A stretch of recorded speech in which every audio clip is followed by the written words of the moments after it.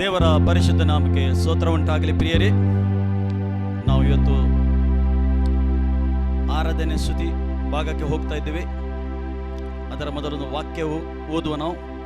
ಕೀರ್ತನೆ 81. ನನಗೆ ಬಲಪ್ರಭಾವನಾಗಿರುವ ದೇವರಿಗೆ ಉತ್ಸಾಹಧ್ವನಿ ಮಾಡಿರಿ, ಯಾಕೋಬರ ದೇವರಿಗೆ ಜಯಘೋಷ ಮಾಡಿರಿ. ರಾಗವನ್ನು ಎತ್ತಿರಿ, ದಮ್ಮಡಿಗಳನ್ನು ಬಡಿಯಿರಿ, ಇಂಪಾದ ಕಿನ್ನರಿಯನ್ನು ಸ್ವರಮಂಡಲಿಯನ್ನು ಬಾರಿಸಿರಿ. ನಮ್ಮ ದೇವರಿಗೆ ಸ್ತುತಿ ಮಾಡುವಾಗ ನಾವು ಕಿನ್ನರಿಯಿಂದ ದಮ್ಮಡಿಯಿಂದ ಬಡಿದು ಕುಣಿದು ನಲಿದು ಆತನಿಗೆ ಸ್ತುತಿ ಮಾಡುವ, ಆತನಿಗೆ ಆರಾಧನೆ ಮಾಡುವ, ಆತನು ಬಲಪ್ರಭಾವನಾಗುವ ನಮ್ಮ ದೇವರಾಗಿದ್ದಾನೆ. ಸರ್ವಶಕ್ತ ದೇವರಾಗಿದ್ದಾನೆ, ಜೀವ ಸ್ವರೂಪನ ದೇವರಾಗಿದ್ದಾನೆ. ತಂದೆಯನಿಗೆ ಸ್ತೋತ್ರ, ನೀನು ಒಳ್ಳೆಯವನಾಗಿದೆ. ಕರ್ತನೆ, ಈ ಸಮಯದಲ್ಲಿ ನಿನ್ನ ಮಕ್ಕಳಾದ ನಾವು ಕರ್ತನೆ ಆರಾಧನೆ ಸ್ತುತಿ ಮಾಡುವಾಗ ನಿನ್ನ ಪ್ರಸನ್ನತೆ ನಮ್ಮ ಎಲ್ಲರ ಮೇಲೆ ಇಳಿಸು. ನಾವು ಮಾಡಿದ ಆರಾಧನೆ ಸ್ತುತಿ ಮುಖಾಂತರ ನಮ್ಮ ಯಜ್ಞವನ್ನು ಸ್ವೀಕಾರ ಮಾಡುವ ದೇವರು ನೀನಾಗಿದೆ ಕರ್ತನೆ. ನಿನಗೆ ಕೋಟಿ ಕೋಟಿ ಸ್ತೋತ್ರ ಕರ್ತನೆ. ವರ್ಷದ ಈ ಒಂದು ನ್ಯೂ ಇಯರ್ ಸೀಸನ್ನಲ್ಲಿ ನಾವು ಇದ್ದೇವೆ ಕರ್ತನೆ. ನೀನು ಕರ್ತನೆ ನಮ್ಮೊಟ್ಟಿಗಿದ್ದು ನಮಗೆ ನಡೆಸುವ ಆತನಾಗಿದೆ ತಂದೆ. ಸ್ತೋತ್ರ ಯೇಸು ನಾಮದ ತಂದೆ, ಆಮೇಲೆ ನಾವು ಈ ಸಮಯದಲ್ಲಿ ಆರಾಧಿಸುವ, ಸ್ತುತಿಸುವ, ಆತನನ್ನು ಮಹಿಮೆ ಪಡಿಸುವ, ಆತನ ನಾಮವನ್ನು ಮಹಿಮೆ ಪಡಿಸುವ. Thank you Lord Holy Spirit. Welcome Holy Spirit. ಪರಿಶುದ್ಧ ಆತ್ಮನೇ ಸಹಾಯ ಮಾಡು. Welcome Holy Spirit. Thank you Lord, thank you.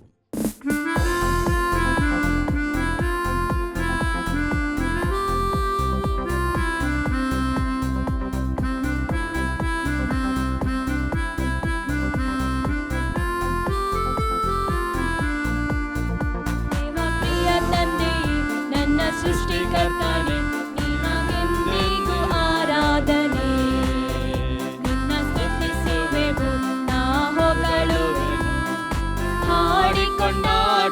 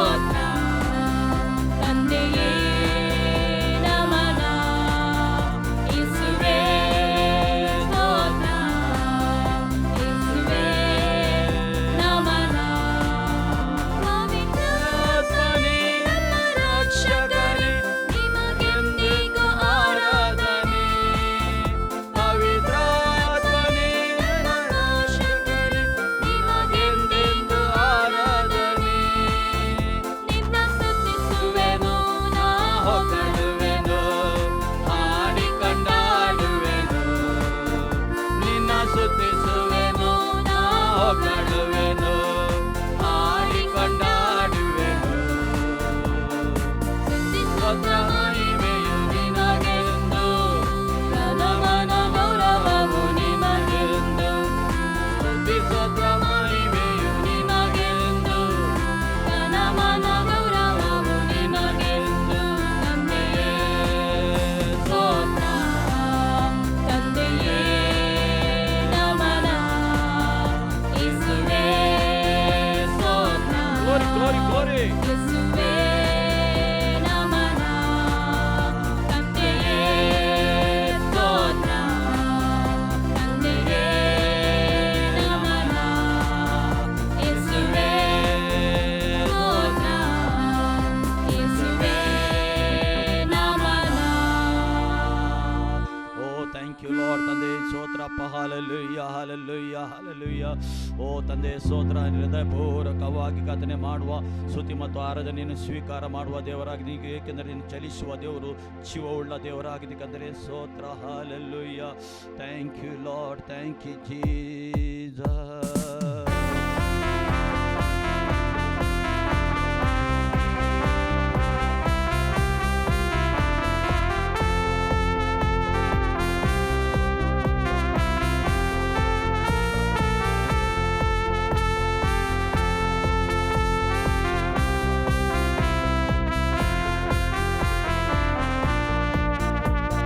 सेनाओं का यहोवा हमारे संग संग है, याकूब का परमेश्वर हमारा ऊंचा गढ़ है. सेनाओं का यहोवा हमारे संग संग है, याकूब का परमेश्वर हमारा ऊंचा गढ़ है. जिसने आकाश बनाया, जिसने पृथ्वी बनाई, जिसने आकाश बनाया, जिसने पृथ्वी बनाई, जो सर्वशक्तिमान प्रभु है, वो यहोवा हमारे संग संग है. जो सर्वशक्तिमान प्रभु है, वो यहोवा हमारे संग संग है. सेनाओं का यहोवा हमारे संग संग है, याकूब का परमेश्वर हमारा ऊंचा गढ़ है. सेनाओं का यहोवा हमारे संग संग है, याकूब का परमेश्वर हमारा ऊंचा गढ़ है. नाज़र को जिसने चिल्लाया, चक्काई को जिसने बचाया, नाज़र को जिसने चिल्लाया, चक्काई को जिसने बचाया, जिसके लिए सब है संभव, वो यहोवा हमारे संग संग है. जिसके लिए सब है संभव, वो यहोवा हमारे संग संग है. सेनाओं का यहोवा हमारे संग संग है, याकूब का परमेश्वर हमारा ऊंचा गढ़ है. सेनाओं का यहोवा हमारे संग संग है, याकूब का परमेश्वर हमारा ऊंचा गढ़ है. अंधों को जिसने दिखाया, लंगड़ों को जिसने चलाया, अंधों को जिसने दिखाया, लंगड़ों को जिसने चलाया, जो रोगों को करता है चंगा, वो यहोवा हमारे संग संग है. जो रोगों को करता है चंगा, वो यहोवा हमारे संग संग है. सेनाओं का यहोवा हमारे संग संग है, याकूब का परमेश्वर हमारा ऊंचा गढ़ है. सेनाओं का यहोवा हमारे संग संग है, याकूब का परमेश्वर हमारा ऊंचा गढ़ है. सेनाओं का यहोवा हमारे संग संग है, याकूब का परमेश्वर हमारा ऊंचा गढ़ है. सेनाओं का यहोवा हमारे संग संग है, याकूब का परमेश्वर हमारा ऊंचा गढ़ है. Hallelujah, hallelujah, hallelujah, hallelujah, hallelujah. Oh, glory, glory, glory, glory, glory, glory, hallelujah. Thank you, Lord. Thank you, Jesus. Hallelujah, hallelujah. Thank you, Lord. Glory, glory, glory, ಯು ಲೋ. ನಾವೆಲ್ಲರೂ ಸೇರಿ ಆರಾಧಿಸುವ ಸ್ತುತಿಸುವ ಹಾಲೆಲೂಯ್ಯ. ಹೃದಯಪೂರ್ವಕವಾಗಿ ನಮ್ಮ ದೇವರನ್ನು, ನಮ್ಮ ತಂದೆಯಾದ ದೇವರನ್ನು ಆರಾಧಿಸುವ hallelujah. Thank you Lord, thank you Lord, hallelujah. Thank you Jesus.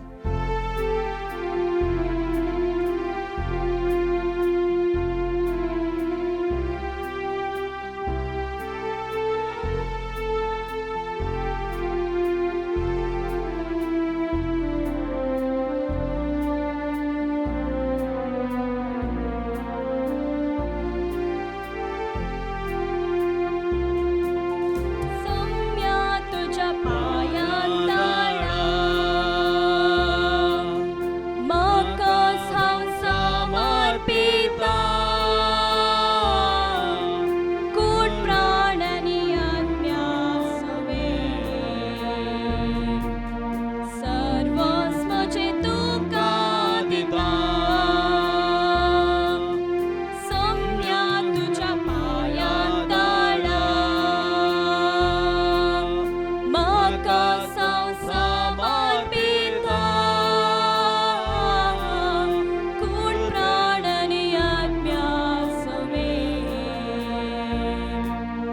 सर्वस्वचे तुका दिता. हालेलुया महिमा, स्तुती तुका रक्षका.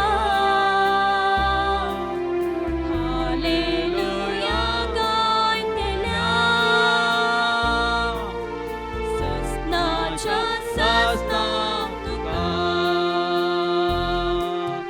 हालेलुया महिमा, स्तुती तुका रक्षका. हालेलुया गायतल्या, सस्नाच्या सस्ना तुका. कुर्बेन तुझ्या म्हाका विंचले, रक्तान तुझ्या म्हाका धुले. नीती शेळ्यान म्हाका न्हेसो, सर्गादायची म्हाका केले. कुर्बेन तुझ्या म्हाका विंचले, रक्तान तुझ्या म्हाका धुले. नीती शेळ्यान म्हाका न्हेसो, सर्गादायची म्हाका केले. हालेलुया महिमा, स्तुती तुका रक्षका. हालेलुया गायतल्या, सस्नाच्या सस्ना तुका. हालेलुया महिमा, स्तुती तुका रक्षका. हालेलुया गायतल्या,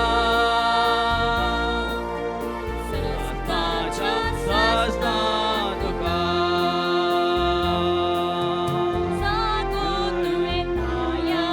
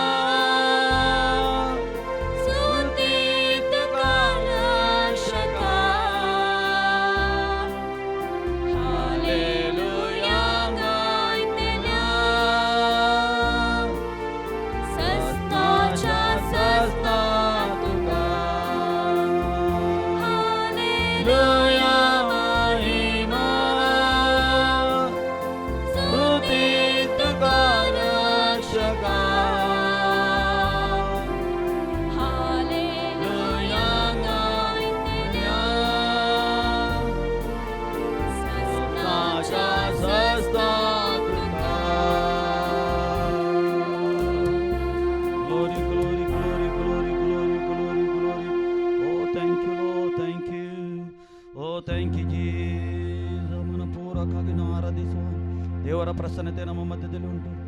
ಆತನ ಪ್ರಸನ್ನತೆ ಉಂಟು. ಅನುಭವ ಮಾಡು, ನಾವೆಲ್ಲರೂ ಅನುಭವ ಮಾಡು ಆತನ ಪ್ರಸನ್ನತೆ. ದೇವರ ಮಕ್ಕಳು ಆರಾಧನೆ ಮಾಡುವಾಗ ಆತನು ನಮ್ಮ ಮಧ್ಯದಲ್ಲಿ ಇಳಿದು ಬಂದಿದ್ದಾನೆ. Thank you Lord, thank you Jesus.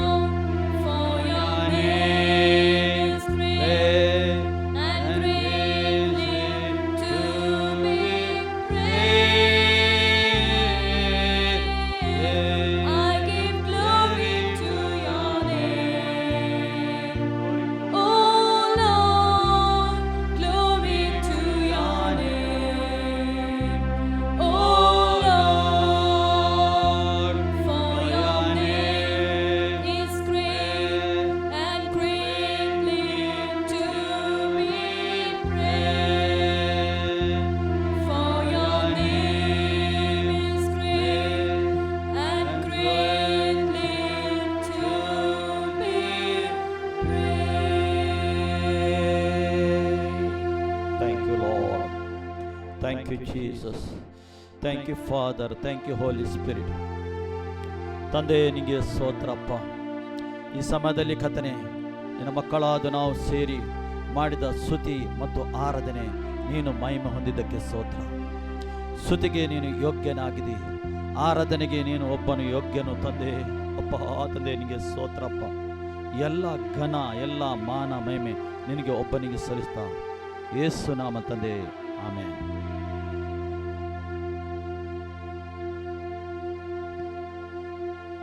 ಪ್ರಿಯರೇ, ಇಷ್ಟು ಸಮಯ ನಾವು ನಮ್ಮ ತಂದೆಯಾದ ದೇವರಿಗೆ ಸ್ತುತಿ ಮಾಡಿದೆವು, ಆರಾಧನೆ ಮಾಡಿದೆವು. ನಮ್ಮ ಯಜ್ಞವು ಆತನು ಸ್ವೀಕಾರ ಮಾಡಿದ್ದಾನೆ.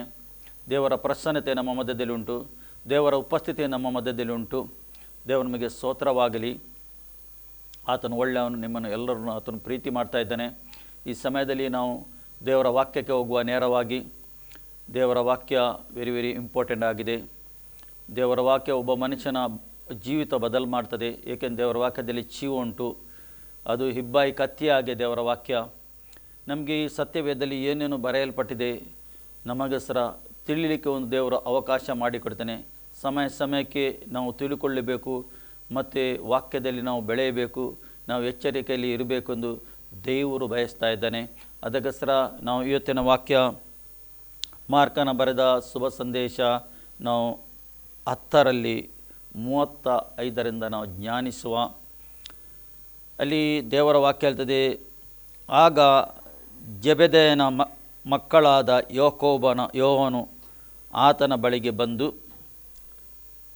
ಆತನಿಗೆ, ಗುರುವೇ, ನಾವು ಒಂದನ್ನು ಕೇಳಿಕೊಳ್ಳುತ್ತೇವೆ ಅಂದನು.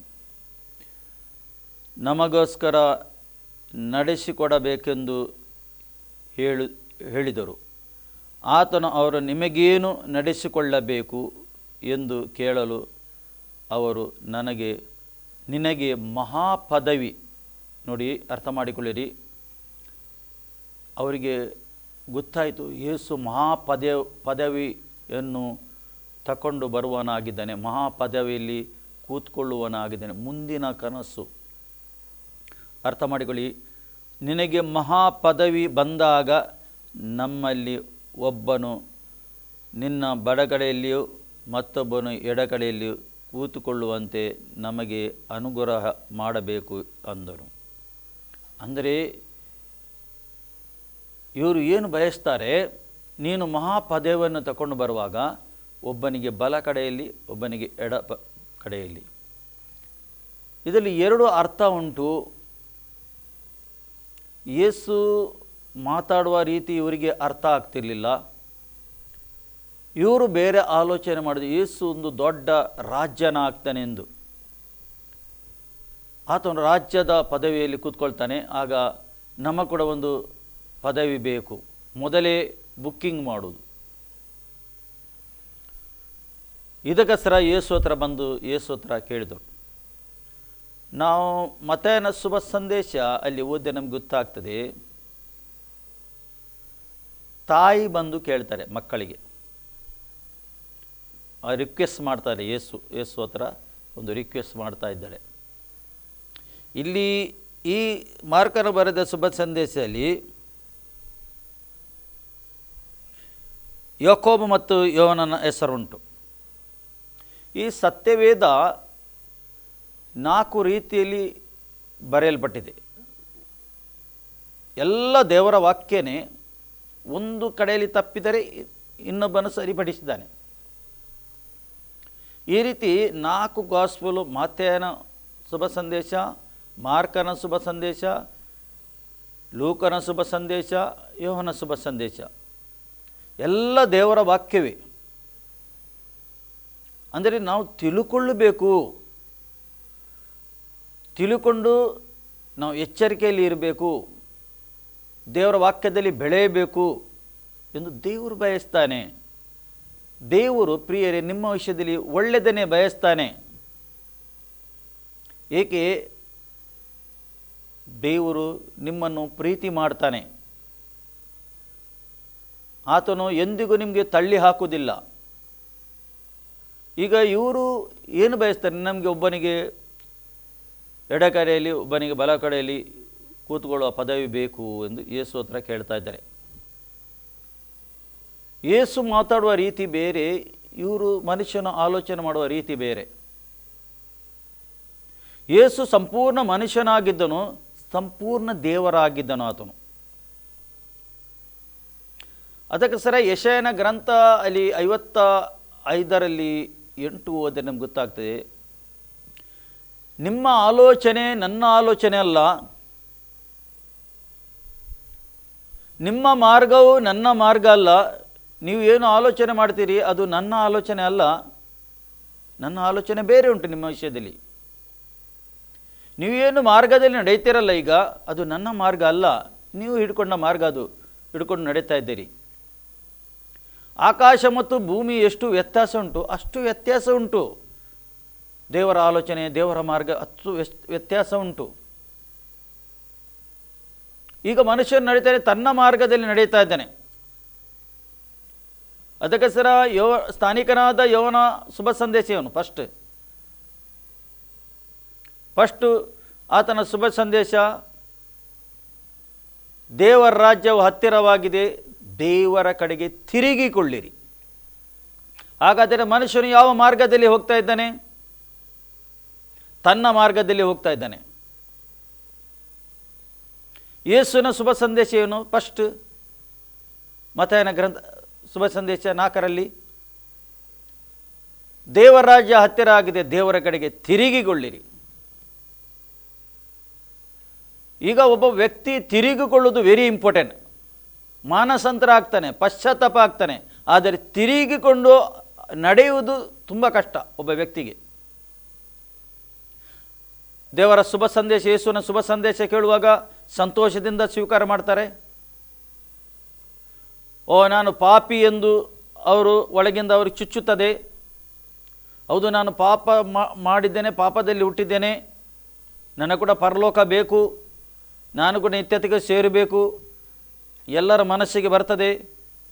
ಆದರೆ ತಿರುಗಿಕೊಂಡು ಆ ಮಾರ್ಗದಲ್ಲಿ ದೇವರ ಮಾರ್ಗ ನಡೆಯೋದು ತುಂಬ ಕಷ್ಟ ಅವರೇ, ಸ್ವಲ್ಪ ಜನ. ಅದಕ್ಕೋಸ್ಕರ ಯೇಸು ಹೇಳ್ತಾನೆ, ಇಕ್ಕಟ್ಟಾದ ಮಾರ್ಗದಲ್ಲಿ ನಡೆಯಿರಿ ಹೇಳ್ತಾನೆ. ಅಗಲವಾದ ಮಾರ್ಗದಲ್ಲಿ ಹೋಗುವವರು ತುಂಬ ಜನರಿದ್ದಾರೆ ಲೋಕದಲ್ಲಿ. ಅದು ಹೋಗ್ತಾ ಇದ್ದಾರೆ, ದೊಡ್ಡ ಮಾರ್ಗ ಅದು, ಹೋಗ್ತಾರೆ. ಅವ್ರಿಗೆ ಗೊತ್ತಿಲ್ಲ ಎಲ್ಲಿ ಹೋಗ್ತಾರೆ ಎಂದು ಗೊತ್ತಿಲ್ಲ. ಆದರೆ ಪರಲೋಕಕ್ಕೆ ಹೋಗುವ ಮಾರ್ಗ ಇಕ್ಕಟ್ಟಾದ ಮಾರ್ಗ, ಕಷ್ಟಕರವಾದ ಮಾರ್ಗ, ಕಲ್ಲುಂಟು, ಮುಳ್ಳುಂಟು, ಅದರಲ್ಲಿ ಕಷ್ಟ ಉಂಟು. ಮತ್ತೆ ಏನುಂಟು? ಮತ್ತೆ ಸುಖಕರವಾದ ಆ ಸ್ಥಳ ಅದು. ನಾವು ಪ್ರಕಟಣೆ ಗ್ರಂಥ ತೆಗೆದು ಓದಿದರೆ ಗೊತ್ತಾಗ್ತದೆ, 21 ಅಲ್ಲಿ ಎಲ್ಲ ಬರೆಯಲ್ಪಟ್ಟಿದೆ ಯಾವ ಸ್ಥಳ ಎಂದು. ಅದಕ್ಕೋಸ್ಕರ ಮನುಷ್ಯನು ಒಂದು ಆಲೋಚನೆ ಮಾಡ್ತಾ ಇದ್ದಾನೆ, ದೇವರೊಂದು ಆಲೋಚನೆ ಮಾಡ್ತಾ ಇದ್ದಾನೆ. ಇವತ್ತು ನೋಡಿ, ಮಗು ಹುಟ್ಟಿದ ಕೂಡಲೇ ತಂದೆ ತಾಯಿಗಳು ಒಂದು ಆಲೋಚನೆ ಮಾಡ್ತಾ ಇದ್ದಾರೆ ಮಗುವ ಮೇಲೆ, ನೆಂಟಸ್ಥರೊಂದು ಆಲೋಚನೆ ಮಾಡ್ತಾರೆ, ದೇವರೊಂದು ಆಲೋಚನೆ ಮಾಡ್ತಾನೆ, ಸೈತಾನೊಂದು ಆಲೋಚನೆ ಮಾಡಿಟ್ಟಿದ್ದಾನೆ, ಯೋಜನೆ ಮಾಡಿಟ್ಟಿದ್ದಾನೆ. ಯಾವುದಕ್ಕೆ ನಾವು ವಿಧೇಯರಾಗಬೇಕು? ಒಂದು ವೇಳೆ ದೇವರ ಆಲೋಚನೆಗೆ ನಾವು ವಿಧೇಯರಾದರೆ, ದೇವರ ಯೋಜನೆಗೆ ವಿಧೇಯರಾಗಿದರೆ ಖಂಡಿತವಾಗಿ ಅದು ಕೊನೆಯ ತನಕ ಕೊಂಡೋಗಿ ನಮಗೆ ತಲುಪಿಸ್ತದೆ. ಒಂದು ವೇಳೆ ಮನುಷ್ಯನ ಆಲೋಚನೆ, ಮನೆಯವರು ಮಾಡಿದ ಆಲೋಚನೆಗೆ ನಾವು ಒಳಗಾದರೆ ಕಷ್ಟದಲ್ಲಿ ಸಿಕ್ಕಿ ಬೀಳ್ತೇವೆ. ಏಕೆ? ಮುಂದೆ ಹೋಗುವಾಗ ಸೈತಾನನು ರೆಡೀ ಇದ್ದಾನೆ, ನಡೆಸಲಿಕ್ಕೆ ರೆಡೀ ಇದ್ದಾನೆ. ಆತನು ಆಸೆ ತೋರಿಸಿ, ನಿಮಗೆ ಒಳ್ಳೆಯ ಸಂಗತಿ ತೋರಿಸಿ, ಆಸೆ ಆಕಾಂಕ್ಷೆ ತೋರಿಸಿ, ಕಣ್ಣಿನ ಆಸೆ, ಶರೀರದ ಆಸೆ, ಲೋಕದ ಆಸೆ, ಸಂಪತ್ತು, ದೊಡ್ಡಸ್ತಿಗೆ ಎಲ್ಲ ತೋರಿಸಿ ಆತನು ಏನು ಮಾಡ್ತಾನೆ? ನಡೆಸಲಿಕ್ಕೆ ಪ್ರಯತ್ನ ಮಾಡಿ. ಆದರೆ ಅದು ನಾಶನದ ಮಾರ್ಗ, ಅದು ಅಗಲವಾದ ಮಾರ್ಗ, ನಾಶನದವಾದ ಮಾರ್ಗ. ಅದಕ್ಕೆ ಯೇಸು ಹೇಳ್ತಾನೆ, ಸ್ವಾಮಿ ಸ್ವಾಮಿ ಹೇಳುವವರು ಪರಲೋಕದ ಒಳಗೆ ಹೋಗುವುದಿಲ್ಲ ಎಂದು ಹೇಳ್ತಾರೆ. ಯಾರು ನನ್ನ ತಂದೆಯ ಚಿತ್ತವನ್ನು ಮಾಡುತ್ತಾರೆ ಅವರು ಮಾತ್ರ. ತಂದೆಯ ಚಿತ್ತ ಏನು? ತಂದೆಯ ಚಿತ್ತ ತನ್ನ ಮಗನನ್ನು ಸ್ವೀಕಾರ ಮಾಡಿ ಮಗನ ಮಾರ್ಗದಲ್ಲಿ ನಡೆಯುವವರಿಗೆ, ಮಗನ ಸ್ವರವನ್ನು ಕೇಳಿ ನಡೆಯುವವರಿಗೆ ಮಾತ್ರ ಯೇಸು ಹೇಳ್ತಾನೆ, ನಾನು ಒಳ್ಳೆಯ ಕುರುಬನಾಗಿದ್ದೇನೆ, ನನ್ನ ಕುರಿಗಳು ನನ್ನ ಸ್ವರವನ್ನು ಕೇಳುತ್ತದೆ. ನಾನು ಒಳ್ಳೆಯ ಕುರುಬನು, ನನ್ನ ಸ್ವಂತ ಕುರಿಗಳು ನನ್ನ ಸ್ವರವನ್ನು ಕೇಳುತ್ತದೆ ಎಂದು ಹೇಳ್ತಾರೆ. ಪ್ರಿಯರೇ, ಯೇಸು ಒಳ್ಳೆಯ ಕುರುಬನಾಗಿದ್ದಾನೆ. ನಮಗೆ ಒಳ್ಳೆಯ ರೀತಿಯಲ್ಲಿ ಆತನು ಮೇಯಿಸ್ತಾನೆ. ದಾವೀದನು ಹೇಳ್ತಾನೆ, ಕೀರ್ತನೆ 23ರಲ್ಲಿ, ನಾನು ಕಾರ್ಗತ್ತಲೆಯಲ್ಲಿ ನಡೆಯುವಾಗಲೂ ನೀನು ನನ್ನ ಹತ್ತಿರ ಇರುವುದರಿಂದ ನಾನು ಹೆದರುವುದಿಲ್ಲ. ಕಾರ್ಗತ್ತಲೆ ಬರಬಹುದು ಜೀವಿತದಲ್ಲಿ, ಆದರೆ ದೇವರು ನಮ್ಮ ಸಂಗಡ ನಿಮ್ಮ ಸಂಗಡ ಇದ್ದರೆ ಹೆದರುವ ಅಗತ್ಯ ಇಲ್ಲ. ಅದು ಅನುಭವ ಮಾಡಬೇಕು ನೀವು. ನಾನು ಒಬ್ಬಂಟಿಗೆ ಅಲ್ಲ, ದೇವರು ನನ್ನ ಸಂಗಡ ಇದ್ದಾನೆ, ಸರ್ವಶಕ್ತನಾದ ದೇವರು ನನ್ನ ಸಂಗಡ ಇದ್ದಾನೆ. ನೀವು ಅನುಭವ ಮಾಡಬೇಕು. ಏಕೆ ಪರಿಶುದ್ಧ ಆತ್ಮ ನಿಮ್ಮ ಸಂಗಡ ಇದ್ದಾನೆ? ಏಕೆ ಪರಿಶುದ್ಧ ಆತ್ಮನು ಕೊಡಲ್ಪಟ್ಟಿದೆ? ನಾನು ಹೋಗುತ್ತೇನೆ, ಯೇಸು ಹೇಳ್ತಾನೆ, ಒಬ್ಬ ಸಹಾಯಕನು ನಿಮಗೆ ಕಳಿಸಿಕೊಟ್ಟುತ್ತೇನೆ. ಆ ಸಹಾಯಕನು ಬಂದ ನಂತರ ನಿಮಗೆ ಏನು ಮಾಡಬೇಕು, ಎಲ್ಲಿ ಹೋಗಬೇಕು ಆತನು ತಿಳಿಸ್ತಾನೆ. ಪಾಪದ ಅರಿವನ್ನು ಹುಟ್ಟಿಸ್ತಾನೆ. ಆತನು ಲೋಕದ ಅಂತ್ಯ ತನಕ ನಿಮ್ಮ ಸಂಗಡ ಇದ್ದಾನೆ. ಪ್ರಿಯರೇ, ಪರಿಶುದ್ಧಾತ್ಮನ ಏಕೆ ಕೊಡಲ್ಪಟ್ಟದ್ದು? ಅದೇ ಕಾರಣ. ನಾವು ಯೋಹನ ಸುವಾರ್ತೆ 14ರ ನಂತರ ಓದಿದರೆ ಯೇಸು ಖಾಲಿ ಪರಿಶುದ್ಧಾತ್ಮನ ವಿಷಯದಲ್ಲಿಯೇ ಮಾತಾಡಿದ್ದಾನೆ. ಏಕೆ ಯೇಸುವಿನ ಶಿಲುಬೆಗೆ ಹೋಗುವ ಸಮಯ ಹತ್ತಿರ ಬರುವಾಗ ಯೇಸು ಹೆಚ್ಚಾಗಿ ಮಾತಾಡಿದ್ದು ಏನು? ಪರಿಶುದ್ಧಾತ್ಮನ ವಿಷಯದಲ್ಲಿ ಮಾತಾಡಿತು. ಏಕೆ ಇವರಿಗೆ ಅರ್ಥ ಆಗಬೇಕು. ಪರಿಶುದ್ಧಾತ್ಮರೇ ಈಗ ನನ್ನ ಒಟ್ಟಿಗೆ ಇದ್ದಾರೆ, ನನ್ನ ಶಿಷ್ಯರು ನನ್ನನ್ನು ನೋಡ್ತಾರೆ, ಆದರೆ ಒಂದು ಸಮಯ ಬರ್ತದೆ ನಾನು ಇರುವುದಿಲ್ಲ, ಶರೀರದಲ್ಲಿ ಇರುವುದಿಲ್ಲ. ಆಗ ಈಗಲೇ ಅವರಿಗೆ ಪರಿಶುದ್ಧ ಆತ್ಮನ ವಿಷಯದಲ್ಲಿ ಹೇಳಬೇಕು. ಇಲ್ಲದೆ ಪರಿಶುದ್ಧ ಆತ್ಮ ಯಾರೆಂದು ಇವರಿಗೆ ಗೊತ್ತಾಗಲಿಕ್ಕಿಲ್ಲ. ನಾನು ಹೋಗ್ತೇನೆ, ಆ ಪರಿಶುದ್ಧ ಆತ್ಮನಿಗೆ ಕಳಿಸ್ತೇನೆ ಎಂದು ಹೇಳ್ತಾನೆ. ಅದು ಪರಿಶುದ್ಧ ಆತ್ಮನು ಯಾರಾಗಿದ್ದಾನೆ? ಸಹಾಯಕನಾಗಿದ್ದಾನೆ. ಈ ಲೋಕದಲ್ಲಿ ಜೀವಿಸಲಿಕ್ಕೆ ಒಬ್ಬ ಸಹಾಯಕನು ದೇವರು ಕಳಿಸ್ತಾನೆ. 3ನೇ ವ್ಯಕ್ತಿ ದೇವರೇ. ಆತನು ದೇವರ 3ನೇ ವ್ಯಕ್ತಿತ್ವ ಪರಿಶುದ್ಧ ಆತ್ಮನು. ಒಂದು ನೀನು ಯೇಸು ಕ್ರಿಸ್ತನಿಗೆ ಸ್ವಂತ ರಕ್ಷಕನನ್ನು ಸ್ವೀಕಾರ ಮಾಡಿದರೆ ದೇವರ ಆತ್ಮ ನಿನ್ನ ಒಳಗೆ ಉಂಟು. ಅದಕ್ಕೆ ಪೌಲನು ಬರೆಯುತ್ತಾನೆ, ಬಿಡಿಸಿ, ನೀನು ದೇವರ ಮಂದಿರವಾಗಿದ್ದಿ, ದೇವರ ಆತ್ಮ ನಿನ್ನ ಒಳಗೆ ವಾಸ ಮಾಡ್ತೀನಿ, ನಿನಗೆ ಗೊತ್ತಿಲ್ಲವೋ? ನೀನು ದೇವರ ಗರ್ಭಗುಡಿಯಾಗಿದ್ದಿ. ಪ್ರಿಯರೇ, ದೇವರು ಎಲ್ಲಿ ವಾಸ ಮಾಡೋದಿಲ್ಲ? ದೇವರು ನಿನ್ನ ಹೃದಯದಲ್ಲಿ ವಾಸ ಮಾಡ್ತಾ ಇದ್ದಾನೆ. ದೇವರ ಯಾವ ಕಟ್ಟಡದಲ್ಲಿ ಇಲ್ಲ, ಯಾವ ಸ್ಟ್ಯಾಚ್ಯೂಯಲ್ಲಿ ದೇವರು ಇಲ್ಲ, ಮೂರ್ತಿಯಲ್ಲಿ ದೇವರು ಇಲ್ಲ. ದೇವರು ಇದ್ದಾನೆ, ನಿನ್ನ ಹೃದಯದೊಳಗಿದ್ದಾನೆ ಎಂದು ಸತ್ಯವೇದ ಹೇಳ್ತದೆ. ವಾಕ್ಯ ಹೇಳ್ತಾ ಉಂಟು. ನಿನ್ನ ಒಳಗೆ ವಾಸ ಮಾಡಲಿಕ್ಕೆ ಬಯಸ್ತಾನೆ ಅದು. ಏಕೆ? ಆತನಿಗೆ ಜೀವ ಬೇಕು. ಆ ಜೀವ ನಿನ್ನ ಒಳಗೆ ಉಂಟು. ಸತ್ತ ಸಂಗತಿಯಲ್ಲಿ ಆತ ನಿಲ್ಲುವುದಿಲ್ಲ. ಇಲ್ಲಿ ಜೀವ ಉಂಟು, ತನ್ನ ಸ್ವರೂಪವಾಗಿ ಸೃಷ್ಟಿ ಮಾಡಿದ್ದಾನೆ, ಅಲ್ಲಿ ಆತ ನಿಲ್ತಾನೆ. ಏಕಿದ್ದಾನೆ? ಅದಕ್ಕೋಸ್ಕರ ಪೇತ್ರನು ಕೊರ್ನೆಲಿಯ ಮನೆಯಲ್ಲಿ ಸುವಾರ್ಥ ಸಾರ್ತಾ ಇದ್ದಾನೆ. ಆತನು ಜೀವಿಸರಿಗೂ ಸತ್ತವರಿಗೆ ದೇವರಾಗಿದ್ದಾನೆ. ಪ್ರಿಯರೇ, ಆತನು ನಿಮ್ಮ ಸಂಗಡ ಇದ್ದಾನೆ. ಆತನು ನಿಮ್ಮ ಸ್ಥಿತಿಗತಿ ಯಾವುದೂ ಇರ್ಬೋದು, ನಿಮ್ಮ ಆಲೋಚನೆ, ಮುಂದಿನ ಆಲೋಚನೆ ಯಾವುದೂ ಇರ್ಬೋದು, ಆದರೆ ಆತ ನಿಮ್ಮ ಸಂಗಡ ಇದ್ದಾನೆ. ಆತ ನಿಮ್ಮ ಪ್ರಾರ್ಥನೆ ಕೇಳ್ತಾನೆ, ಆತ ನಿಮ್ಮ ಮೊರೆಯನ್ನು ಕೇಳ್ತಾನೆ. ಇಲ್ಲಿ ಇಬ್ಬರು ಬಂದು ಕೇಳ್ತಾ ಇದ್ದಾರೆ. ಯಾಕೋಬ ಮತ್ತು ಯೋಹನ ಬಂದು ಆ ಪದೇವನ್ನು ಕೇಳ್ತಾ ಇದ್ದಾರೆ. ಯೇಸು ಏನು ಮಾತಾಡ್ತಾನೆ, ಅವರು ಏನು ಕೇಳ್ತಾರೆ, ಇವರಿಗೆ ತಿಳಿಯುವುದಿಲ್ಲ. ಇಲ್ಲಿ ದೇವರ ವಾಕ್ಯ ಹೇಳ್ತದೆ, ಯೇಸು ಅವರನ್ನು, ನೀವು ಬೇಡಿಕೊಳ್ಳುವುದು ಏನೆಂದು ನಿಮಗೆ ತಿಳಿಯದು ಹೇಳ್ತಾನೆ. ನೀವು ಏನು ಬೇಡ್ತೀರಿ ಅದು ನಿಮಗೇ ಗೊತ್ತಿಲ್ಲ, ನೀವು ಏನು ಬೇಡ್ತೀರಿ ಎಂದು. ಇವತ್ತು ಎಷ್ಟೋ ಮಂದಿ ಇದ್ದಾರೆ, ನಾವು ಬೇಡ್ತಾ ಇದ್ದೇವೆ, ಏನು ಬೇಡ್ತೇವೆ ನಮಗೆ ಗೊತ್ತಿಲ್ಲ. ದೇವರ ಚಿತ್ತಾನುಸಾರಾಗಿ ಇದು ಉಂಟಾ ಇಲ್ಲವೋ? ಒಟ್ರಾಶೆ ನಾವು ಬೇಡ್ತಾ ಇದ್ದೇವೆ, ಅದು ಕೊಡು, ಇದು ಕೊಡು, ಅದು ಆಗಬೇಕು, ಇದು ಒಟ್ರಾಶೆ ಆಗಬೇಕು.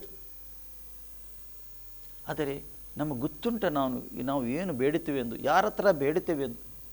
ಎಷ್ಟು ಲೋಕದಲ್ಲಿ ಎಷ್ಟೋ ಮಾನವನಿದ್ದಾನೆ, ಬೇಡ್ತಾ ಇದ್ದಾನೆ, ಯಾರ ಹತ್ರ ಬೇಡ್ತಾ ಇದ್ದಾನೆ?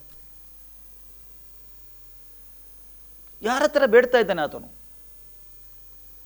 ನಿಜವಾಗಿ ಅವರ ಪ್ರಾರ್ಥನೆ ಮೇಲೆ ಕೇಳ್ತದ, ತಲುಪ್ತದ? ಒಂದು ವೇಳೆ ಜೀವ ಸ್ವರೂಪನಾದ ದೇವರ ಹತ್ರ ಯೇಸುವಿನ ನಾಮದಲ್ಲಿ ಕೇಳುವುದಾದರೆ ಮಾತ್ರ ಅಲ್ಲಿ ತಲುಪ್ತದೆ, ಇಲ್ಲದರೆ ಪ್ರಾರ್ಥನೆ ತಲುಪುವುದಿಲ್ಲ. ಅವರಿಗೆ ಅನುಭವ ಒಂದು ಬಯಸಬಹುದು, ನಾನು ಪ್ರಾರ್ಥನೆ ಮಾಡಿದೆನು, ಏನಾಗುವುದಿಲ್ಲ. ಇಲ್ಲಿ ದೇವರ ವಾಕ್ಯದಲ್ಲಿ ಯೇಸು ಹೇಳ್ತಿದ್ದೇನೆ ಅವರಿಗೆ, ನಿಮಗೆ ತಿಳಿಯದು, ನಾನು ಕುಡಿಯುವ ಪಾತ್ರೆಯಲ್ಲಿ ಕುಡಿಯುವುದು ನಿಮ್ಮಂದಾಗಿತ್ತೇ? ನಾನು ಕುಡಿಯುವ ಪಾತ್ರೆ ಉಂಟು, ಅದು ನಿಮಗೆ ಕುಡಿಯಲಿಕ್ಕೆ ಆಗ್ತದಾ? ಯಾವ ವಿಷಯದಲ್ಲಿ ಯೇಸು ಮಾತಾಡ್ತಾನೆ? ಯೇಸು ಶಿಲುಬೆ ವಿಷಯದಲ್ಲಿ ಮಾತಾಡ್ತಾನೆ, ಯೇಸುನ ಮರಣ ವಿಷಯದಲ್ಲಿ ಮಾತಾಡ್ತಿದ್ದೇನೆ, ಯೇಸು ಅನುಭವ ಮಾಡುವ ಕಷ್ಟ ಸಂಕಟದ ವಿಷಯದಲ್ಲಿ ಮಾತಾಡ್ತಾ ಇದ್ದಾನೆ. ಇವರಿಗೆ ಅರ್ಥ ಆಗುವುದಿಲ್ಲ. ಪಾತ್ರೆ, ಅದಕ್ಕೋಸ್ಕರ ಯೇಸು ಗೆತ್ಸೆಮನೆ ತೋಟದಲ್ಲಿ ಪ್ರಾರ್ಥನೆ ಮಾಡುವಾಗ ಹೇಳ್ತಾ ಇದ್ದಾನೆ, ನಿರಂತರ ಪ್ರಾರ್ಥನೆ ಮಾಡ್ತಾ ಇದ್ದಾನೆ.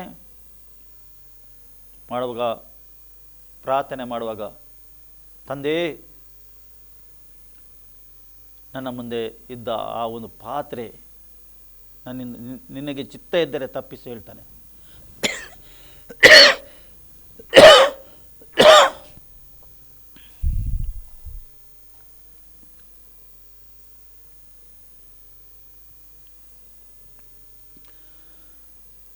ಪಾತ್ರೆ, ಯೇಸು ಪ್ರಾರ್ಥನೆ ಮಾಡ್ತಾನೆ ಗೆತ್ಸೆಮನೆ ತೋಟದಲ್ಲಿ, ನನ್ನ ಚಿತ್ತ ಅಲ್ಲ ನಿನ್ನ ಚಿತ್ತ. ಯೇಸು ಕೂಡ ಆ ಒಂದು ನೋಡುವಾಗ, ಯೇಸು ದರ್ಶನದಲ್ಲಿ ನೋಡ್ತಾ ಇದ್ದಾನೆ ಆ ಶಿಲುಬೆ, ಯೇಸು ಹೇಗೆ ಸಂಕಟಕ್ಕೆ ಒಳಗಾಗಿದ್ದಾನೆ, ಯೇಸುಗೆ ಯಾವ ರೀತಿಯಲ್ಲಿ ಹೊಡೆಯುತ್ತಾರೆ, ನಿಂದೆ ಮಾಡ್ತಾರೆ, ಹಿಂಸೆ ಕೊಡ್ತಾ ಇದ್ದಾರೆ, ಹೇಗೆ ರಕ್ತ ಹೋಗ್ತಾ ಉಂಟು ಶಿಲುಬೆಯಲ್ಲಿ, ಆ ಮುಳ್ಳಿನ ಕಿರೀಟ ಆ ಮುಳೆಯಲ್ಲಿ ನೇತಾಡ್ತಾ ಇದ್ದಾನೆ, ಯೇಸು ನೋಡ್ತಾ ಇದ್ದಾನೆ.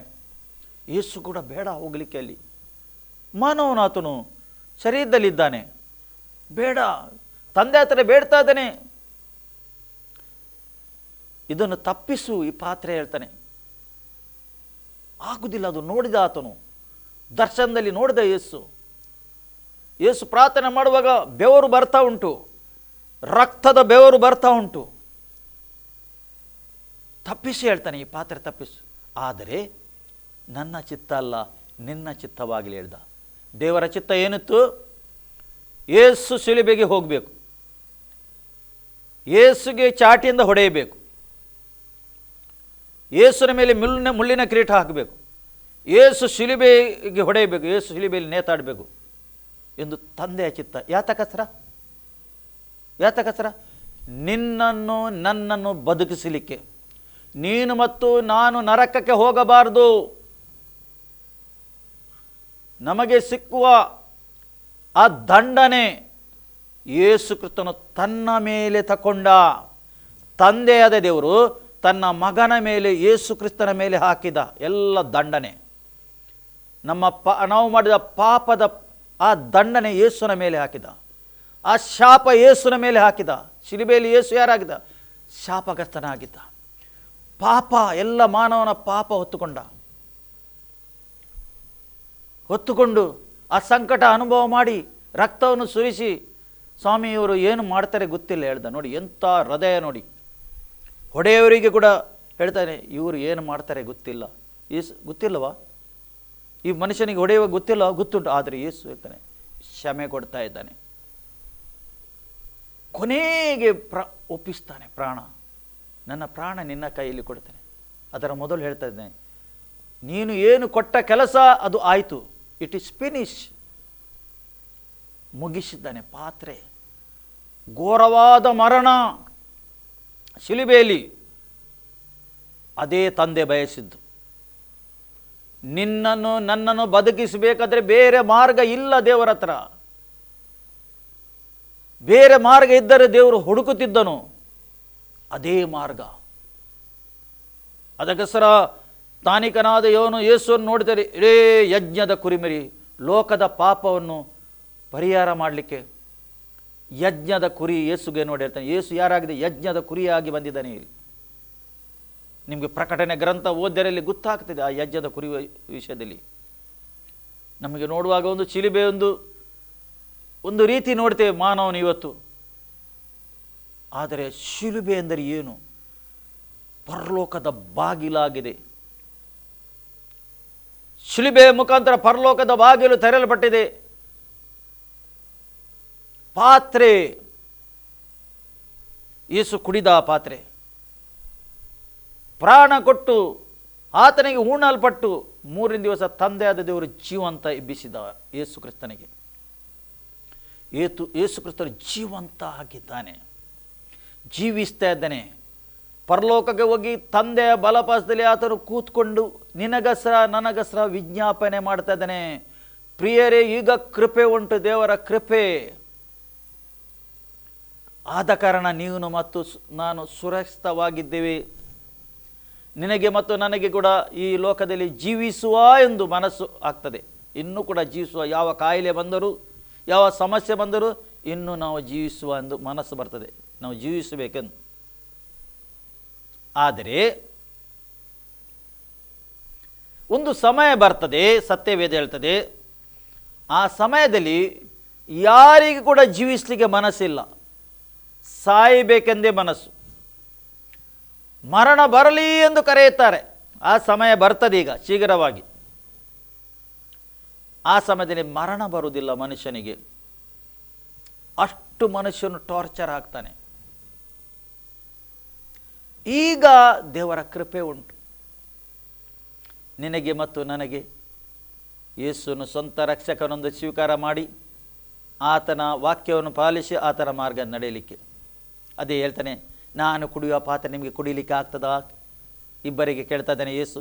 ಅಲ್ಲಿ ಹೇಳ್ತಾ ಇದ್ದಾನೆ, ನಾನು ಕುಡಿಯುವ ಪಾತ್ರೆಯಲ್ಲಿ ಕುಡಿಯುವಿರಿ, ನನಗಾಗುವ ಸ್ಥಾನವು ನಿಮಗಾಗುವುದು.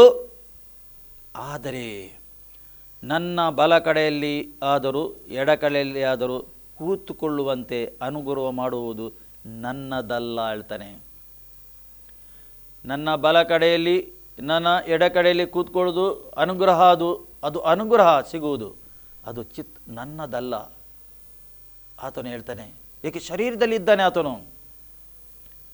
ಯಾವ ಆ ಒಂದು ಪದವನ್ನು ತಗೊಳ್ದಿಲ್ಲ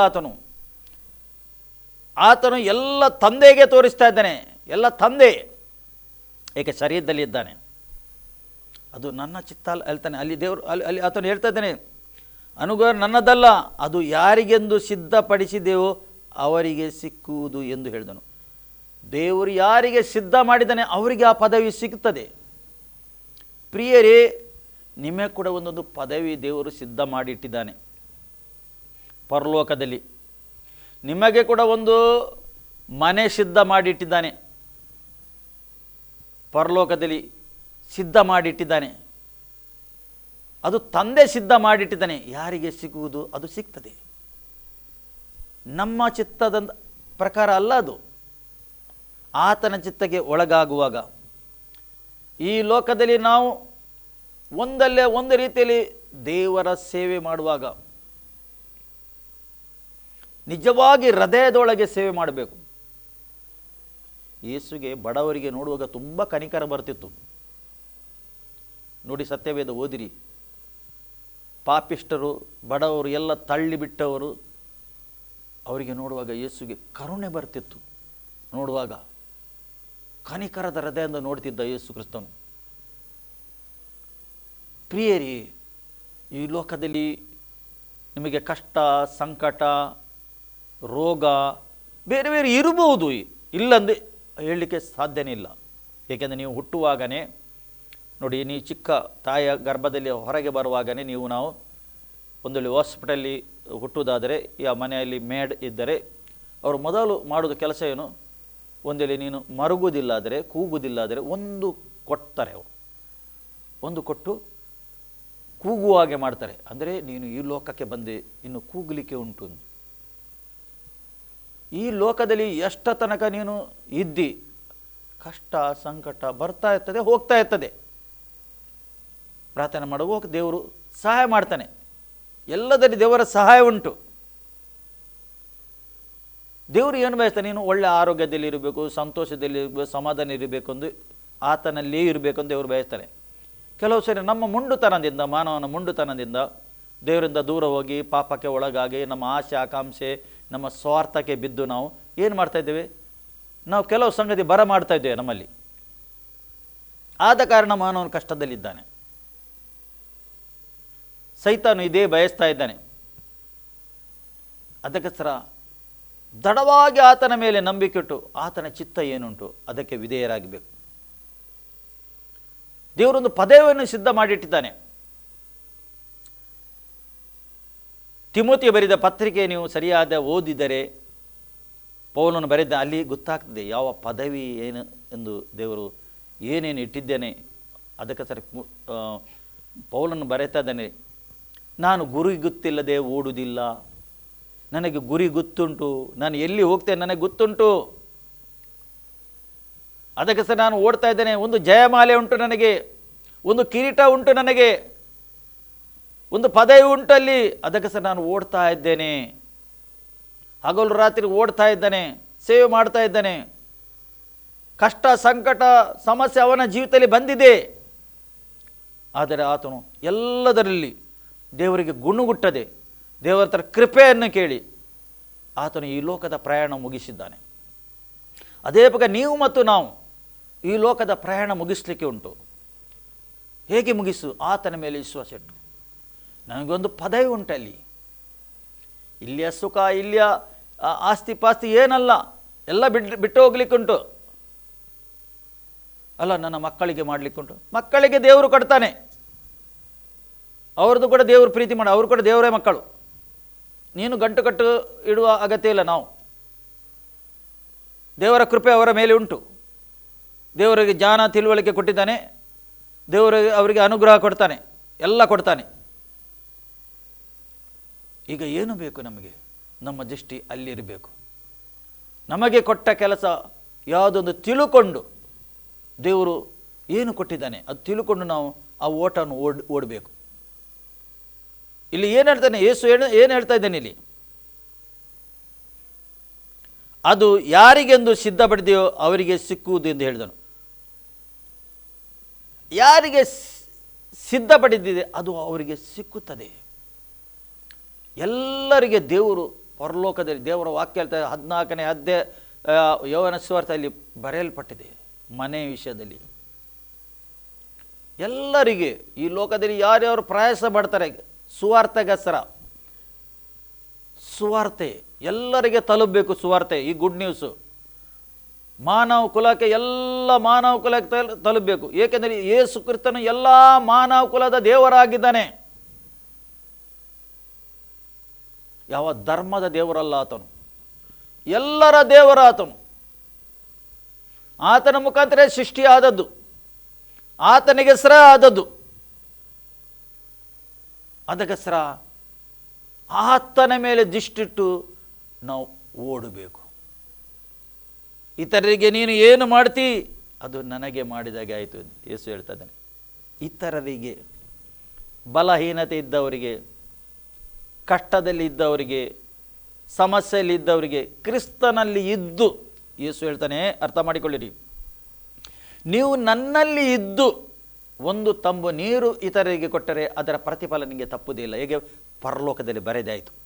ಒಂದೆಲೆ ಕ್ರಿಸ್ತನಲ್ಲಿ ಇಲ್ಲದೆ ನೀನು ಮಾಡಿದರೆ ಅದು ಇಲ್ಲಿ ಮಾತ್ರ, ಇಲ್ಲಿ ಪ್ರತಿಫಲ ಸಿಗ್ತದೆ, ಅಲ್ಲಿ ಪ್ರತಿಫಲ ಸಿಗುವುದಿಲ್ಲ.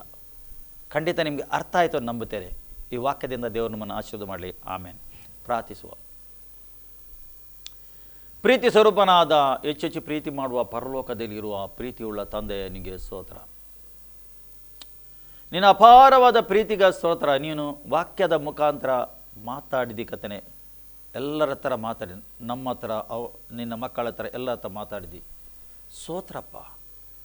ಈ ವಾಕ್ಯ ನಮ್ಮ ಮನುಷ್ಯನ ಜೀವಿತದಲ್ಲಿ ಕಾರ್ಯ ಮಾಡಲಿ ಕರ್ತನೇ.